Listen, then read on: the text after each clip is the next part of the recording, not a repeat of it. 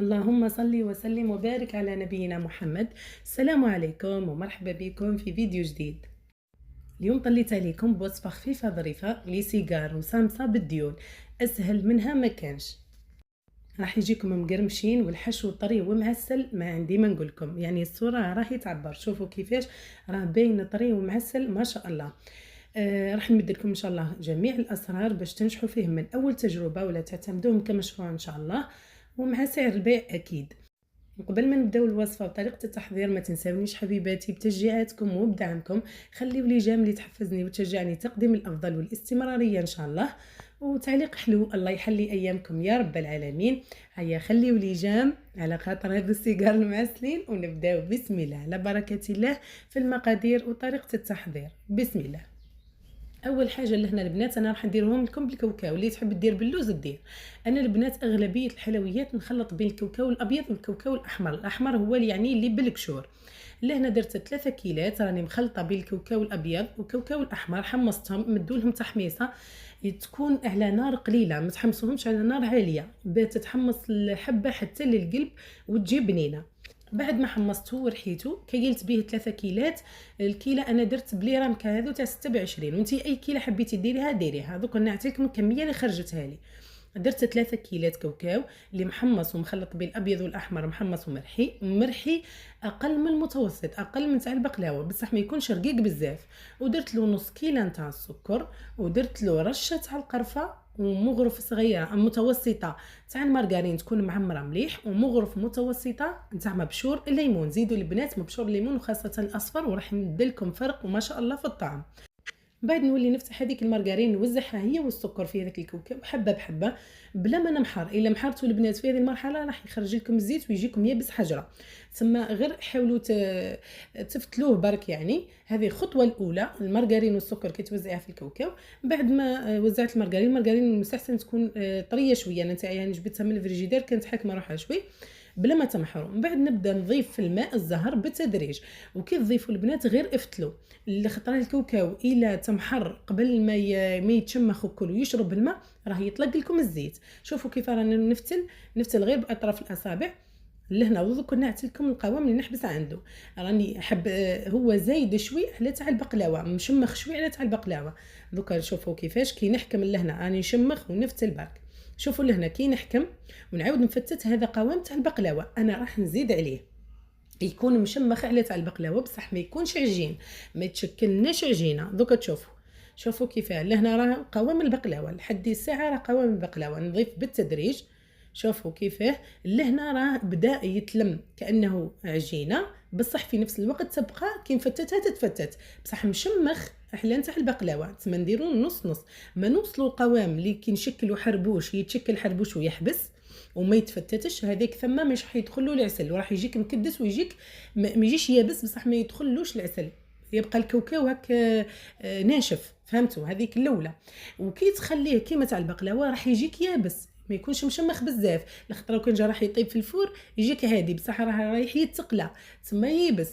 انا حنايا واش نديروه نزيدوا على القوام نتاع البقلاوه يعود مشمخ بصح يبقى يتفتت ما يتشكلش عجينه. ان شاء الله تكونوا فهمتوا هذه المرحله لانها مهمه.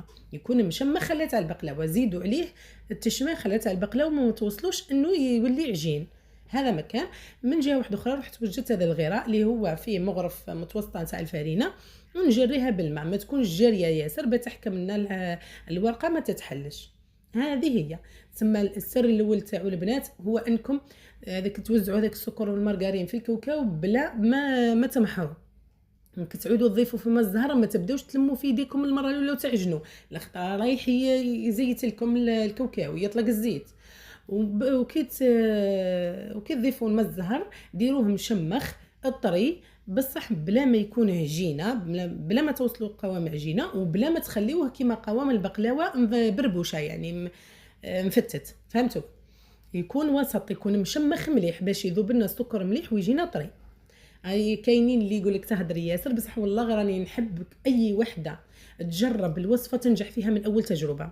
يا اخي ما نحبش وحده تجرب وما تنجحش عليها. راني نقول ونعاود باش توصلوا للفكره ولا القوام اللي حابه نوصله لكم. انا القوام نتاع اي حاجه، نتاع اي حلوه ولا اي حاجه، يعني اي وصفه نوصلها لكم بالهضره ان شاء الله. واللي ما تشتيش الهضره ياسر تسرع شويه الفيديو راح ليه نكمل.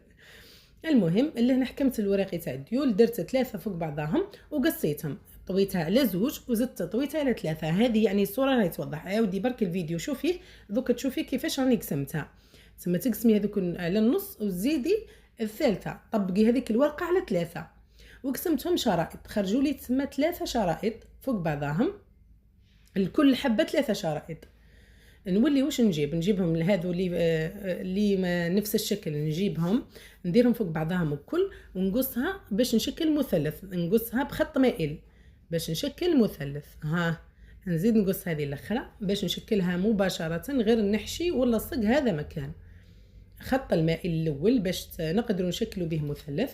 نجيب واحده، ومن المستحسن يكون ديول نوعيه مليحه. انا هذا ما عجبنيش، يعني جاي رقيق ياسر، غير تعاملي معاه شويه تقطع. الديول تاع العائله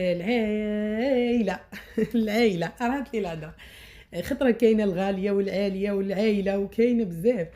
هذاك الازرق، الديول الازرق هذاك يعني اللي معتادين عليه هذاك هايل ما يتقطعش، هذا يتقطع. نحط دوكا نعاود لكم هذه خلاص فاتني الفيديو في هذه. شوفوا نشكل لهنا هذه حنبدا بميني سامسه صغيره، ولا حبيتيها كبيره اقسمي الحبه غير على 2. فهمتوا؟ انا راني درتهم ميني سامسه. دوك نعاود معكم حبه الاولى هاني هدرت فيها. شوفوا نحكم هذاك الشريط، هاني حكمته وراني من الاول قاصاته بخط مائل. نحط في المثلث الثاني، المثلث الاول نخليه فارغ، هو اللي حنقلبو كيما نقولوا نغلق به. نحط نشكل مثلث بالحشو، والحشو ما تكثروش ياسر كيما ما تقلوش ياسر، ونبدا نروح مثلث كيما نخدموا البوراك. الصوره توضح، يعني هذه ما نقدرش نشرحها بالفم. فهمتوا؟ وهذه لهنا ولهنا هذه راح نقلب هذيك الحاشيه باش شكلنا شريط. نحط نشكل مثلث كيف نغلقه بالمثلث الفارغ ونبدا نروح. خلاص انا شكلنا، نبدا نروح ساعه نهبط ساعه نطلع ساعه نهبط ساعه نطلع حتى نكمل هذاك المثلث. يعني لهنا ما نقدرش هاي الصوره راهي توضح يا اخي، الصوره راهي تشرح كيفاش راني نخدم. كملت هذوك الشرائط، نجيو لهنا نخدموا السيجار.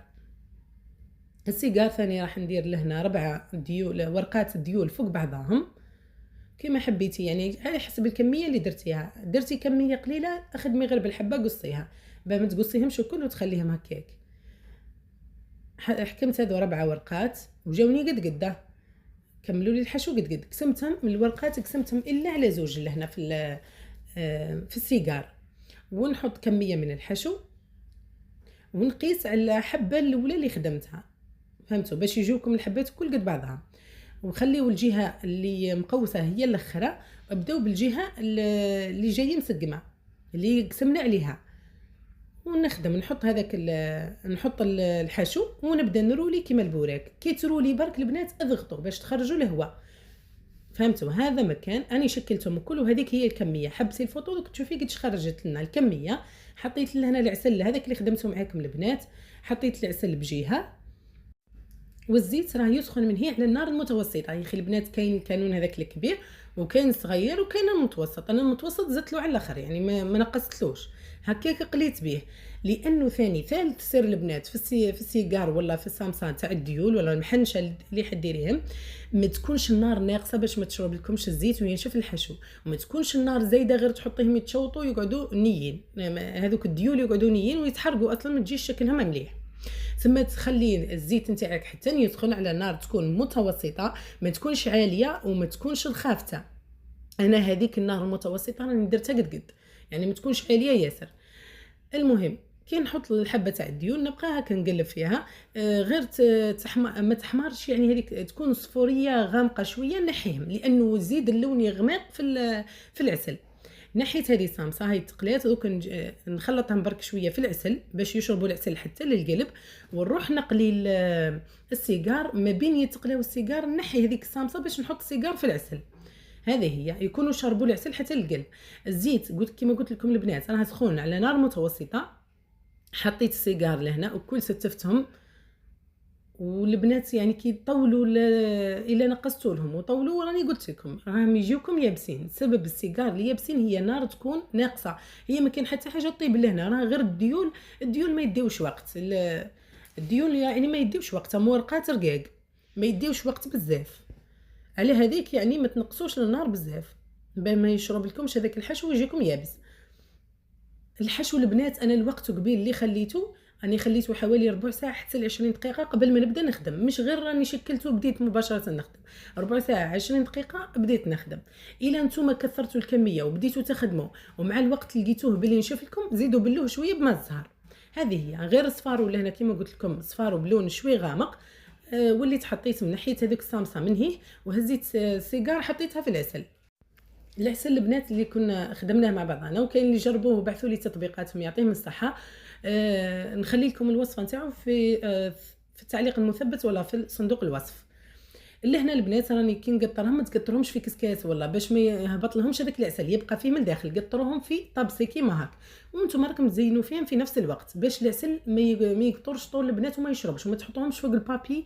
اولا يمص لكم هذاك العسل، ثانيا تعود تلزق لكم هذاك البابي تعودوا تنقيو فيه، فهمتوا؟ تما خليوه يكثر في طبسي عادي، ورانا نزينوا فيهم في نفس الوقت. الصامصه درت لها في الحواشي كاوكاو محمص، هذاك الخشين نحيت من صفيته، نحيت منه الرطب، خليت غير الحبات وحدهم الخشان، ودرت زينت به الصامصه. والسيجار زينتهم بالجلجلان محمص، كما تقدري تزيني باللوز، كما تقدري تزيني بالبيستاش، هذيك اللي قلت لهم ما عندكش كاوكاو تقدري تعوضيه بالجوز واللوز. هذيك هي، يعني قلت لكم ما كانش الجلجلان نديروا الجوز واللوز والبيستاش. الا هنا راني زينت السيجار بالجنجلان محمص، انا نشتي الجنجلان محمص ما نكذبش عليكم، يعني بنا في المعسلات يجي ما شاء الله. وهذه هي النتيجة النهائية. أما على سعر البيع من 6500 حتى 7000 على حسب الحشو اللي درتيه، يعني بزاف ولا قليل. بالكاوكاو راني نهدر البنات. أما ميني صامصة ما عنديش علم، يعني مالفة نخدم السيجار صح، أما ميني صامصة ما عنديش علم البنات، ما نقدرش نكذب عليكم. اما السيجار البنات كما قلت لكم 6500 حتى ل 7000 على حسب الحشو ولا طول الحبه، يا اخي تكون الحبه يعني كبيره مليحه، ما تكونش غير شويه ميني سيجار، والحشو يكون مليح ثاني فيها، تكون كميه مليحه. وني نهضر قلت لكم بالكاوكاو البنات، تزيين في الجناب بالكاوكاو ولا بالججلان، الا كانت تزيين بالبيستاش هاي ثاني حاجه واحده اخرى. وهذه هي النتيجة النهائية. شوفوا يعني ما شاء الله كيفاش راه معسل للقلب. عليها قلت لكم ما نكثروش بزاف، ما نشمخوش حتى يولي عجينة باش يدخلنا هذاك التعسل حتى للقلب. شوفوا يعني الصورة راهي تهدر. ولا هنا نكون وصلنا لنهاية الفيديو، نقول لكم مع السلامة في فيديو قادم ووصفة قادمة إن شاء الله.